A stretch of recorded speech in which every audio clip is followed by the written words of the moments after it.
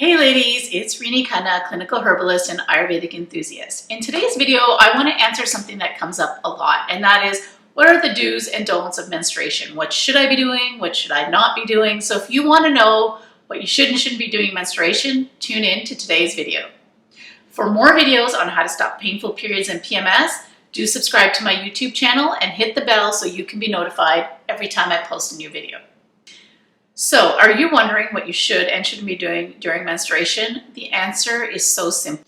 So before I tell you, I want you to tell me, leave a comment below, tell me if you have anything that you do or don't do during menstruation. I'm curious to know how you ladies manage your menstruation cycle. So for me, there's really one big don't, and that is don't resist your cyclical nature. This is the number one thing that when women understand this, half the problems start to dissipate. And what I mean by this is that we live in a linear patriarch, right? And so we want to kind of show up consistently and be consistent, but we're actually so cyclical as women. We have a cycle. We are going through that cycle, and we have hormonal changes during that cycle. We have changes in the elements. We're activating each of our chakras as we go through this cycle.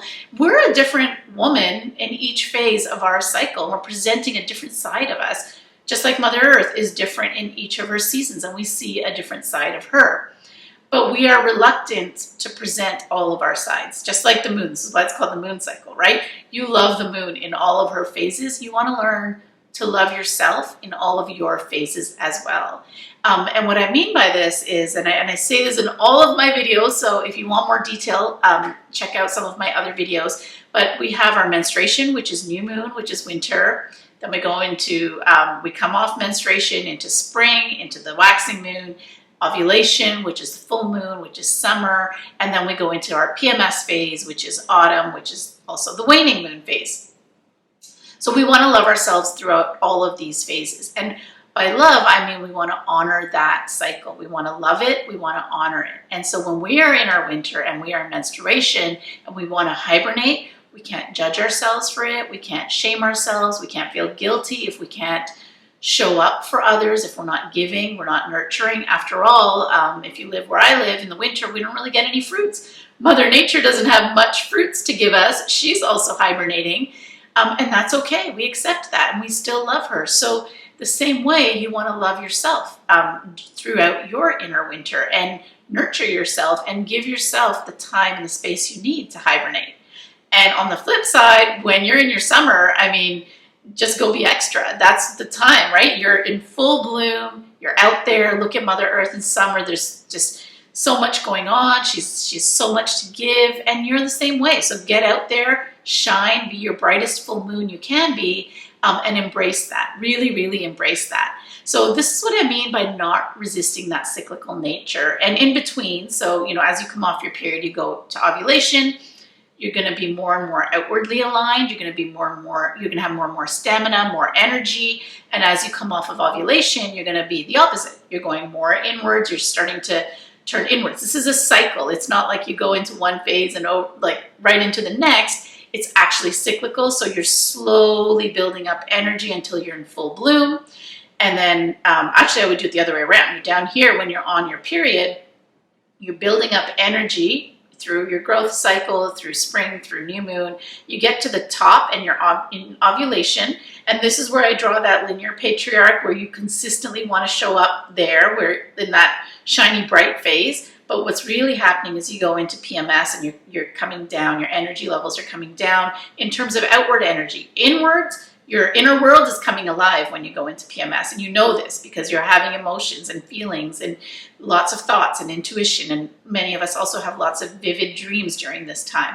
So your inner world is activating and you're coming down here and you want to go into your hibernation phase, and you want to honor this. But what happens to most of us is we only feel our value is up here. And so we want to stay in that ovulation phase. We want to stay that giving all the time. And when we're coming out of that phase, to I guess further complicate the release of energies that's going on, we add guilt, we add shame, we chip away at our self-esteem and start to tell ourselves that, well, you know, I had it together last week and now here I go again, upset about something or in despair or, you know, hating the world is falling apart, right?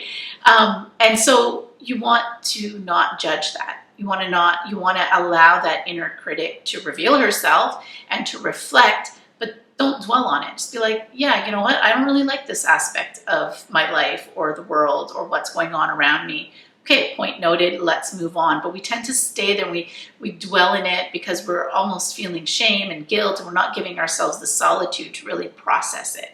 So we want to start to honor that time as much as we honor the time where we're giving and we're out there and we're really presenting our best face, so to say, which isn't really your best face.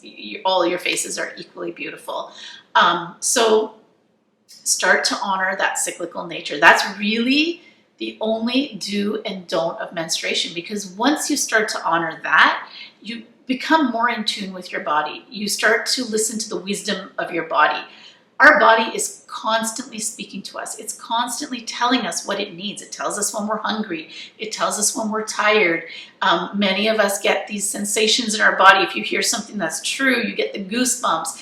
If you're anxious about something, you might feel it in your tummy. If you're happy about something, you feel it in your heart. We literally feel things in our body. So the more you start to honor it, the more you tune into it, the more you have access to the wisdom of your body. And the more access you have, the more you're able to understand what's going to serve me right now. What is in my best interest? What's going to serve me? And naturally, you'll start to do the things that are going to help you through menstruation, which happens to be the most difficult part of our cycle because of the way our society is structured. But you're going to start to have access to that knowledge and that wisdom, and you're going to start to know what works for you, what doesn't work for you, what serves you, and what makes you feel better during menstruation. So really, I don't have a huge list, just one thing: honor your cyclical nature. I hope that helps. Leave a comment below. Tell me what you've learned through your bodily wisdom, what you do and you don't do during menstruation.